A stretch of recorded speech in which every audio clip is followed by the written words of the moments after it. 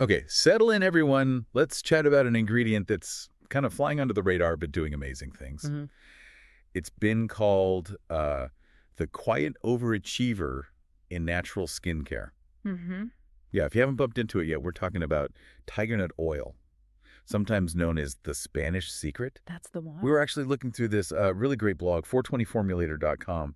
They do these fantastic in-depth looks at Oh, ingredients. yeah, Mike Harmon's site. It's brilliant. Really good stuff for formulators. And, well, cannabis info, too. Exactly. And they had this piece on Tigernut oil that just really grabbed us. We figured, yeah, we need to talk about this one. Definitely. It's got such a long history, traditional uses. But then you look at the chemistry, the actual breakdown of the oil, Hmm. and you see why modern formulators are, like, rediscovering it. So I guess our plan today is to figure out what makes it tick. How does it manage to be so rich and protective, but still feel, well, surprisingly light? Right. Let's start with that name because Tigernut, that's instantly confusing, isn't it? Yeah. Especially if you're dealing with allergies, the word nut just jumps out. Yeah, absolutely. And that's probably the first thing you need to know, especially if you're making things for other people. Okay. You can be totally confident it's not a nut. Yeah. Not at all. The oil comes from these little kind of wrinkly underground tubers. The plant's called Cyperus esculentus.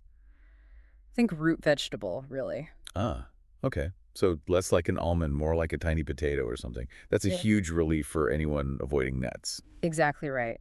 And being a tuber ties right into where it's most famous geographically. It grows in lots of warm, sandy places, Africa, the Med.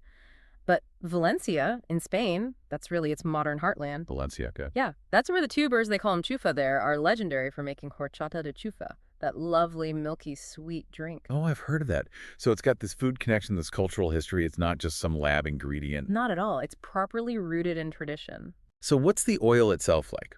When they cold press these dried tubers, what do you actually get? Well, visually, it's usually a nice golden yellow, maybe deepening to an amber color. The scent is pretty mild, just a faint kind of nutty hint. Okay. Texture's smooth, but the really great thing, especially for formulators, is how stable it is. It resists oxidation really well because of its fatty acid profile, Meaning? meaning you often get a shelf life of up to 2 years, which is fantastic reliability for a natural oil. 2 years. Wow. Okay. That is good. So we know what it is, where it's from. Yeah? Let's get into the science bit. What's the composition hook? What makes it this quiet overachiever? Okay, the main player is oleic acid, omega-9. This oil is absolutely packed with it. We're talking 60, maybe 70%. 60 to 70% oleic acid. Yeah. Wow. And alongside that, you've got significant phytosterols and, crucially, a really good dose of vitamin E. Okay, but hang on. High oleic acid. Doesn't that usually mean a heavier oil? Like, Mhm. I hear 70% omega-9, and I immediately think of, say, olive oil, which can feel quite thick, slow to absorb. Right. Good point. And chemically, yeah, there are similarities, but this is where Tigernut oil does its magic trick. It's all about the balance. It also contains about 10 to 20% linoleic acid, omega-6. So while that huge amount of oleic acid gives it the stability, the richness, that lovely silky feel, the linoleic acid helps it absorb much faster and keeps the skin's moisture balance in check. Ah, okay. So the omega-6 isn't just there, it's actively changing how the omega-9 behaves on the skin. Pretty much, yeah. In formulation speak, we sometimes call it a short oil. It might look like olive oil on paper, chemically speaking, but on the skin, it acts much lighter, sinks in really quickly. You mean like, You put it on, and almost immediately you get this dry, soft feel, not greasy at all. that sounds ideal. Especially if you hate that waiting around time for oils to sink in before you can put makeup on or just get dressed. Totally. And for anyone worried about clogged pores, that linoleic acid is key again. How so? Well, linoleic acid helps keep your skin's natural sebum more fluid, less sticky, so it helps prevent pores from getting blocked up. That, plus its comedogenic rating is only about a 2, makes it surprisingly suitable even for skin that might be prone to breakouts. Okay, that's really interesting. A rich oil that doesn't necessarily clog pores. Yeah. Let's talk about the health benefits, the antioxidant side. You mentioned vitamin E. Is it just the standard alpha tocopherol we see everywhere? Nope. And this is another area where it really stands out. Tigernut oil actually contains 4 different forms of tocopherols. 4. Yeah, alpha, beta, delta, and gamma. Most oils might just have alpha, maybe gamma. Having all 4 gives you a much broader spectrum of antioxidant protection. It's much better at fighting off free radical damage, supporting overall skin health. Got it. So it's working on multiple levels, quick comfort, but also that deeper long-term cellular protection. How does that play out in, like, specific skin products? Yeah. Face, body? Well, that whole package, the oleic acid, the phytosterols, that full vitamin E complex, it really supports skin regeneration, helps delay those first signs of aging. And I remember reading it's really soothing, too, for skin that's kind of stressed out or irritated. Oh, definitely. It's very nourishing, very softening. So it's great for tackling dryness, flakiness, even things like eczema or psoriasis. It helps replenish the lipids the skin barrier needs. Hmm. Plus, the blog mentioned the mix of oleic acid and another one, behenic acid, is particularly good for softening the look of fine lines. And just generally great for hydrating tough spots like, cuticles or heels. Wow, okay. So it really is versatile. A light face oil, a calming aftershave, maybe even a makeup primer because of that dry finish. Exactly. But it doesn't stop there, right? The benefits extend to hair and scalp, too. They do. And again, it's that lightweight texture that makes it so good here. Yep. Like some really heavy oils, maybe like coconut oil for some people, which can just sit on the scalp and potentially clog things up. Yeah. Tigernut oil actually absorbs into the scalp nicely. And why is that scalp penetration so important for hair?